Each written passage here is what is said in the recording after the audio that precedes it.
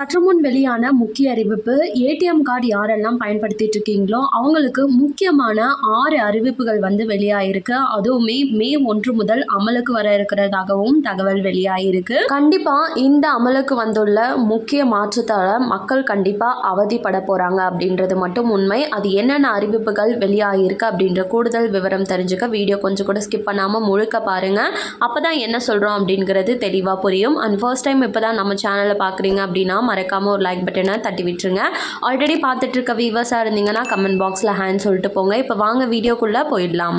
எந்த ஒரு வங்கியிலுமே 18 வயசு ஆயிடுச்சு அப்படின்னா உங்களுக்கு ஏடிஎம் கார்டு அப்படின்றது வழங்கப்படும். அது மூலமாக நீங்கள் ஏடிஎம்ல போய் பண பரிவர்த்தனை மேற்கொள்ளலாம், பேலன்ஸ் செக் பண்ணலாம்.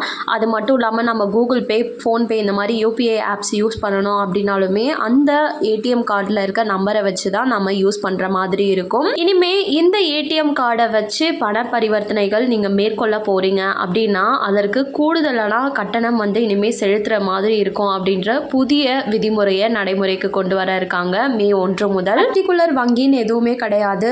இந்தியாவில் இருக்க அனைத்து வங்கிக்குமே இப்போ சொல்லக்கூடிய ரூல்ஸ் எல்லாமே பொருந்தும்னு சொல்லியிருக்காங்க.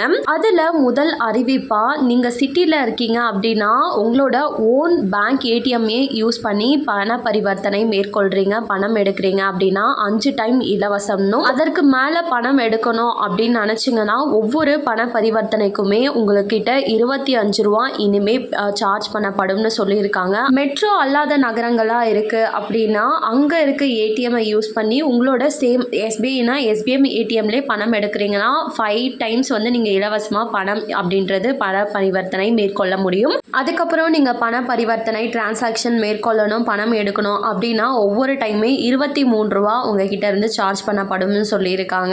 இரண்டாவதா மெட்ரோ நகரங்களாக இருந்து நீங்கள் ஒரு பேங்க்ல இருந்து இன்னொரு பேங்க் ஏடிஎம்மை யூஸ் பண்ணுறீங்க அப்படின்னும் போது ஒரு மாதத்தில் 3 டைம் இலவசமாக பண பரிவர்த்தனையை மேற்கொள்ள முடியும். அதுக்கப்புறம் ஒவ்வொரு டைமே 25 ரூபா இனிமேல் சார்ஜ் பண்ணப்படும்னு சொல்லியிருக்காங்க. அதுவே மெட்ரோ அல்லாத நகரங்களாக இருக்குது, அதாவது இந்த சிட்டிஸ், ரூரல் சிட்டிஸ்லாம் இருக்குது அப்படின்னா நீங்கள் இருக்க பேங்க்கை விட்டுட்டு வேற ஒரு பேங்க்கோட ஏடிஎம்ஐ யூஸ் பண்ணி பண பரிவர்த்தனை மேற்கொள்கிறீங்க அப்படின்னா மாதத்திற்கு 5 டைம் இலவசமாக எடுத்துக்கலாம். அதுக்கப்புறம் ஒவ்வொரு டைமே உங்ககிட்ட இருந்து 23 ரூபா வசூலிக்கப்படும்னு சொல்லியிருக்காங்க. மூன்றாவது அறிவிப்பா நிதி அல்லாத ஏடிஎம் பரிவர்த்தனை. அதாவது நீங்கள் பணம் டிரான்சாக்ஷன் பண்ணல, ஜஸ்ட் போய் செக் பண்ணுறீங்க அப்படின்னாவே இதற்கு முன்னாடி இலவசமாக நீங்கள் பரிவர்த்தனைகள் எதுவாக இருந்தாலுமே பண்ணிக்க முடியும். எல்லா சேவைகளையும் ஏடிஎம்ல இருந்து யூஸ் பண்ணிக்க முடியும்.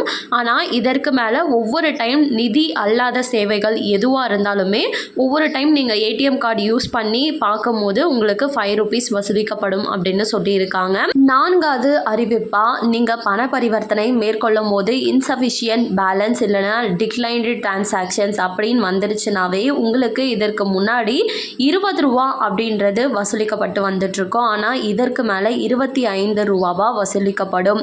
அதாவது உங்கள் பேங்க் ஏடிஎம்ஐ யூஸ் பண்ணி நீங்கள் பணம் எடுக்கும் போது உங்ககிட்ட பணம் இல்லை அப்படின்னு வந்தாவே 25 ரூபா இதுக்கு மேலே நீங்கள் ஃபீஸ் கொடுக்குற மாதிரி இருக்கும் சொல்லியிருக்காங்க. ஸோ இவை தான் ஏடிஎம் கார்டு பயன்படுத்துவோருக்கு இப்போ இருக்க ரூல்ஸ். மே 1 முதல் இது அமலுக்கும் வர இருக்கு. பேங்க் அப்படின்றதே நமக்காக மக்களுக்காக சேவை செய்யணும்னு தான் ஓப்பன் பண்ணப்பட்டுச்சு. ஆனால் இப்போ மக்கள் கிட்ட இருந்து கொஞ்சம் கொஞ்சமாக பணத்தை இழுக்கிறாங்க, வாங்கிக்கிறாங்க, சுரண்டுறாங்க. ஸோ இது எங்கே போய் முடியும் அப்படின்னு தெரியல. பெஸ்ட் அனைத்து மக்களுமே முடிஞ்ச அளவுக்கு கையில் இருந்து டிரான்சாக்ஷன்ஸ் பண்ண பாருங்க, ஆன்லைன் டிரான்சாக்ஷன்ஸை விட்டு. ஏன்னா இது அப்படியே கொண்டு போயிட்டு இருந்தோம்னா ஃபியூச்சரில் எல்லாத்துக்குமே சார்ஜஸ் அப்படின்றது இப்போ நம்ம ஜிஎஸ்டின்னு கட்டுறோம். இன்னும் கொஞ்ச நாள் போனால் இந்த மாதிரி ஆன்லைன் பண பரிவர்த்தனைகளுக்கு வேறு மாதிரி ஏதாச்சும் ஒரு ரூல்ஸை போட்டு அதுக்கும் தனியாக ஃபீஸ் அப்படின்றது பிடிக்க போகிறாங்க. இது நடக்கவும் தான் போகுது. இதை பற்றி நீங்கள் என்ன நினைக்கிறீங்க அப்படின்றத கமெண்ட் பாக்ஸில் சொல்லிட்டு போங்க. மேலும் இது போல் கவர்மெண்ட் தெரிவிக்கிற அனைத்து உண்மை அப்டேட்டையும் நீங்கள் உடனுக்குடனே தெரிஞ்சுக்கணும் அப்படின்னு நினச்சிங்கன்னா மறக்காமல் நம்ம சேனலை சப்ஸ்கிரைப் பண்ணிவிடுங்க. அப்படியே இந்த வீடியோ பிடிச்சிருந்தா மறக்காமல் ஒரு லைக் பட்டனையும் தட்டி விட்டுருங்க. நிறைய பேருக்கு ஷேரும் பண்ணுங்கள். அது மூலமாக அவங்களும் பயன்பெறட்டும். அண்ட் தேங்க்யூ ஃபார் வாட்சிங்.